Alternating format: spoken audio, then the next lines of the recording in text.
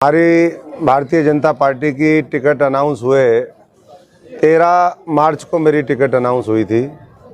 आज करीबन 1 महीना होने वाला है और इन 1 महीनों में बहुत तेज़ी के साथ भारतीय जनता पार्टी ने न केवल यहाँ बल्कि पूरे हरियाणा के अंदर बहुत तेज़ी के साथ अपना चुनाव प्रचार किया है। लोगों से जुड़े हैं, लोगों की दुख तकलीफ़ पिछले 10 वर्षों में भारतीय जनता पार्टी के शीर्ष नेतृत्व नरेंद्र मोदी जी से लेकर के मनोहर लाल, आज नायब सैनी जी, और प्रदेश में जहाँ जहाँ जिसका जो दायित्व है संगठन और सरकार में, उन लोगों ने लगातार कोशिश करी।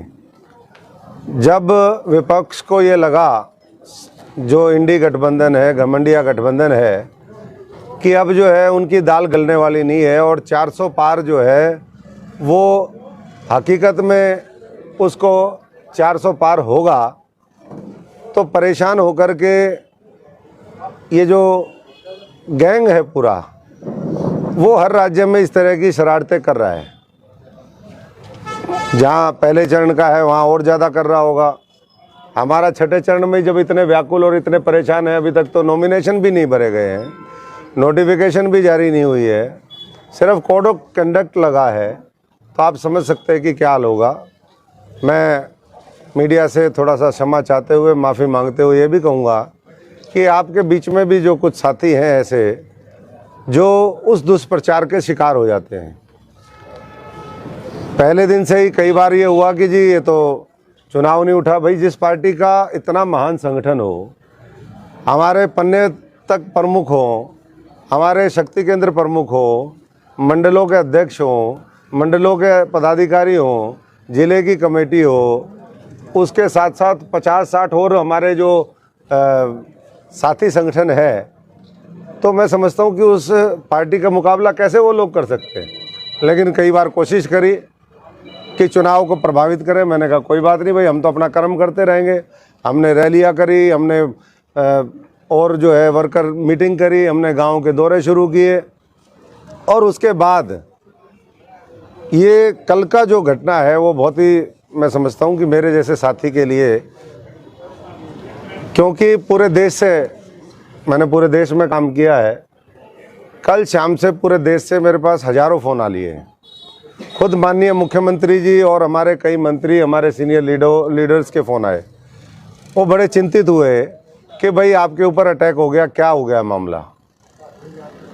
तो मैं इतना ही कहना चाहूँगा, सबसे पहले तो वो जितने साथी हैं, कि अशोक तंवर आप सबके आशीर्वाद से, प्रभु की कृपा से स्वस्थ है।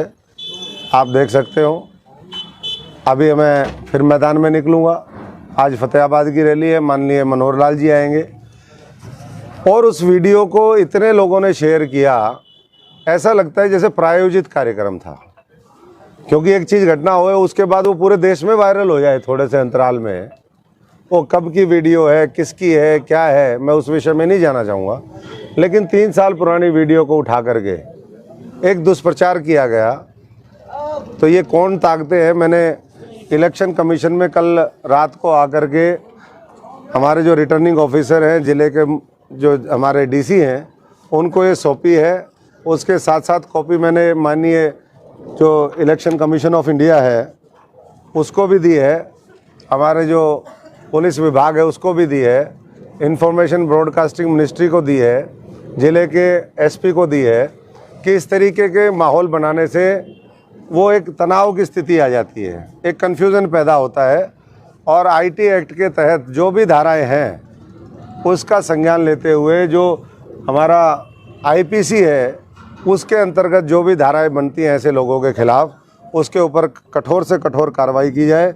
इसमें बहुत से लोग हैं जो मैंने नाम भी लिए हैं। व्हाट्सएप ग्रुपों में तो कई हज़ार हैं, मैं कितने लिखूँ इसमें। लेकिन चाहे वो आम आदमी पार्टी के हैंडल हो, चाहे कांग्रेस के हैंडल, आम आदमी पार्टी का ऑफिशियल हैंडल, जिसमें 12 लाख उनके इंस्टाग्राम में वो फॉलोवर हैं, उन्होंने वो कर दिया, डाल दिया। वॉइस ऑफ यूथ है, इनके 54,000 से ऊपर फॉलोवर हैं, इन्होंने डाल दिया। फेसबुक पे वायरल मीडिया है, 46,000, इन्होंने डाल दिया। सिरसा न्यूज़, अरे सिरसा वालों मेरे से ही पूछ लेते भाई, अब सिरसा न्यूज़ भी अगर डालेगी तो फिर कैसे काम चलेगा। सिरसा न्यूज़ 24,000, NSUI हरियाणा 24,000, शशांक जैन ये 7,000, करनौली वाले ये 5,000। इस तरीके से इंडिविजुअल भी बहुत हैं। ये इंद्रजीत शाह, अनूप मलिक, अमित जैन, चंद्रभान काजला, वैभव तिवारी ये आम आदमी पार्टी का है, खबरी लाल ये कोई यशपाल शर्मा जी हैं। और एक व्हाट्सएप ग्रुप है, ये मैं उदाहरण के तौर पे कह रहा हूँ, पोल खोल खबर। भाई क्या पोल खोल खबर कर रहे हो आप यार, बताओ। फतेहाबाद का ये है, आपके पास कोई खबर ही नहीं है, क्या किसकी पोल खोलोगे? पोल खोलनी है तो चोरों की खोलो ना, डकैतों की खोलो, वो गादड़ गैंग की खोलो। गादड़ गैंग समझते हो गए? गादड़ गैंग है पूरा जो इकट्ठा हो गया है, जो ये सोचता है बार बार अशोक तंवर को फंसाएंगे। क्या फंसाओगे भाई, मेरे को बताओ। मेरे को तो पूरा जो है संयुक्त रूप से इंडिया गठबंधन जो है वही नहीं कुछ कर पाया, इसीलिए तो उनके पैर काँप रहे हैं, इसीलिए आज तक कैंडिडेट नहीं दे पाए हैं। तो इसलिए 25 दिन में पिछले लगातार 50 ऐसी फेक न्यूज़ चली। मैं आज 1 महीने बाद आपसे संपर्क कर रहा हूँ। इससे पहले मुझे लगा कि चलो ऐसे ही चलता रहेगा, तो बहुत ही ये शर्मनाक है। आप तो लोकतंत्र का चौथा स्तंभ हो, आप इनके ठगों के चक्कर में कहाँ फंस गए।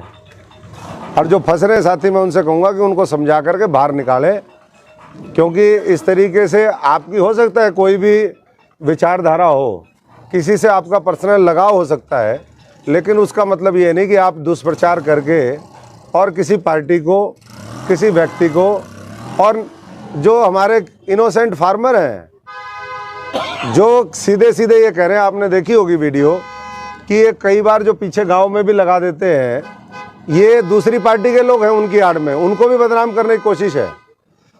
हमारा जो प्रशासन है वो अपने तरीके से उनको बता रहा है, क्योंकि मॉडल कोड ऑफ कंडक्ट में कोई किसी को रोक नहीं सकता प्रचार करने से। वोट आप किसको देते हैं ये आपकी बात है। हम भी विपक्ष में रहे 10 साल, मैंने भी विपक्ष की राजनीति करी है, इन्हीं किसान मजदूर भाइयों की राजनीति करी है, इन्हीं कर्मचारियों के लिए मैं सड़कों पे उतरा हूँ, इन्हीं गरीब लोगों के लिए मैंने लड़ाई लड़ी है, हमारी महिलाओं, माताओं, बहनों के लिए। तो इसलिए सत्ता में भी विपक्ष में भी हमने दोनों देखे हैं। मैं सबसे आग्रह करूँगा कि ऐसे लोगों के वो चक्कर में ना पड़े। और जो बीच में चला दिया जी उम्मीदवार बदले जाएंगे, भाई ये बीजेपी है, उम्मीदवार तसल्ली से बिल्कुल जो है हीरा चुन करके देती है, और उसके बाद आपने सबने सुन भी लिया। मुख्यमंत्री जी ने कहा, पूर्व मुख्यमंत्री जी ने कहा और कि भैया सारे लोग चुनाव प्रचार में, दूसरों के पास तो कैंडिडेट ही नहीं है। अभी तक हम 5-7 लाख लोगों से तो मैं जनसंपर्क कर चुका हूँ। फिर कह देंगे मशीन में गड़बड़ है, ईवीएम की कह रहा हूँ मैं। अरे तुम्हारी मशीन में गड़बड़ है, तुम्हारे पास कैंडिडेट ही नहीं है, मैदान छोड़ छोड़ करके भाग रहे हैं लोग। फिर जब जनता साथ खड़ी होगी, जिसने काम किया है, जिसने भव्य दिव्य मंदिर बनाया, जिसने 370 खत्म करी, जिसने महिलाओं के लिए आरक्षण का प्रावधान कर दिया, जिसने 3 तलाक खत्म कर दिए, जिसने लाखों करोड़ रुपए के एक एक प्रोजेक्ट एक एक राज्य के अंदर दिए है, वोट उनको देंगे या घमंडियों को देंगे? भाई जिन्होंने 55 साल तक जो है इस देश को खोखला करने का काम किया, केवल झूठे वायदे किए। आज देश मोदी की गारंटी के साथ खड़ा है, और मैं उनको यही कहना चाहूँगा जो इस तरह की हरकतें कर रहे हैं, कांग्रेस और भाजपा के लोगों जो हमारे भाजपा से जो इतनी खार खाते हैं, उनसे मैं इतना ही कहूँगा कि भाजपा से इतना आप वो मत करिए। भाजपा लोगों के दिलों में बैठी है, लोगों के दिमाग में बैठी है, और आज जो है पूरा दुनिया भारतीय जनता पार्टी के शीर्ष नेतृत्व की तरफ देख रही है। कई के आपने भी देखा होगा, ये मेरे साथ कोई पहली बार नहीं हो रहा वैसे कि दुष्प्रचार मेरे खिलाफ चले, ये पहले भी चलता रहा। कांग्रेस में भी मेरे को रोज़ हटाते थे या नहीं हटाते थे बताइए?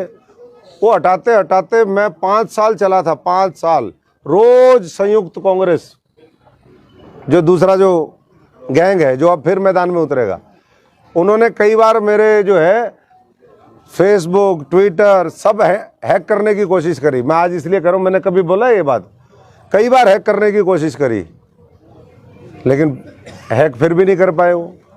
ऐसे अटेम्प्ट मेरे को मारने के, हाँ ये जरूर है, मेरे पास आखिरी हमला हुआ था वो राहुल गांधी की जब खाट यात्रा चल रही थी भैरव मंदिर दिल्ली में, मेरे को ऊपर 6 अक्टूबर 2016 को आखिरी हमला हुआ था। उसके बाद तो मेरे ऊपर कोई हमला नहीं हुआ।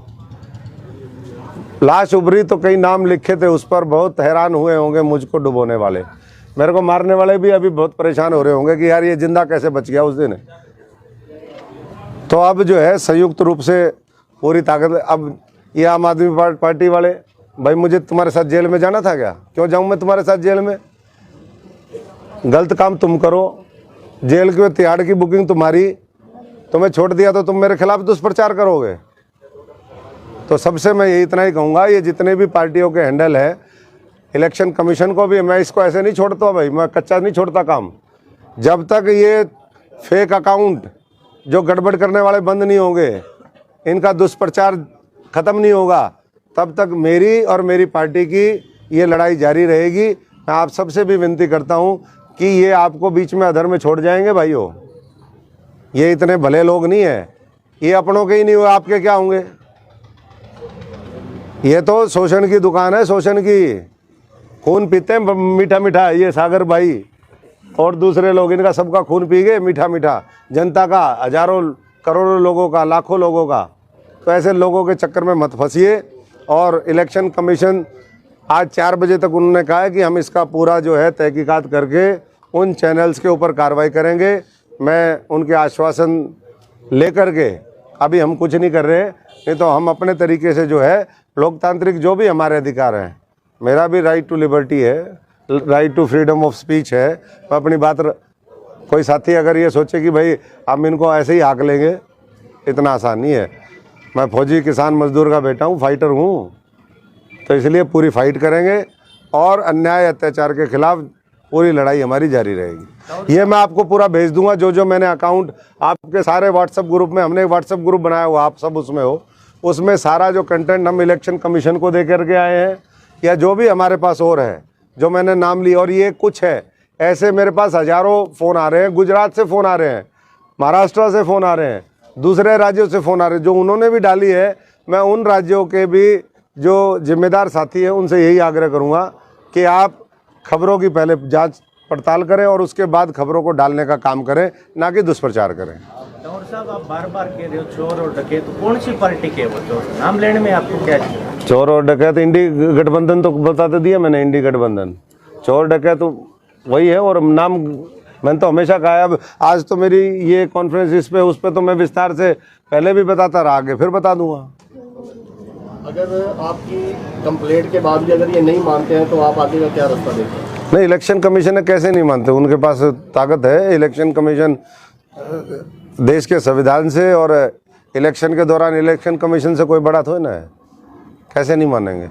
उनके पर्सनल अकाउंट है, पर्सनल फ्रीज करो। जो फर्जी ये चलाते हैं यूट्यूब, सोशल मीडिया और कोई, तो उनका पूरा अधिकार है उनको, ऐसे कोई किसी के खिलाफ तो ना कर देगा। भरोसा है इलेक्शन कमीशन पे आप? बिल्कुल भरोसा है, बिल्कुल भरोसा है। कार्रवाई बिठवाएंगे, कादड़ गैंग का पक्का इलाज करेंगे।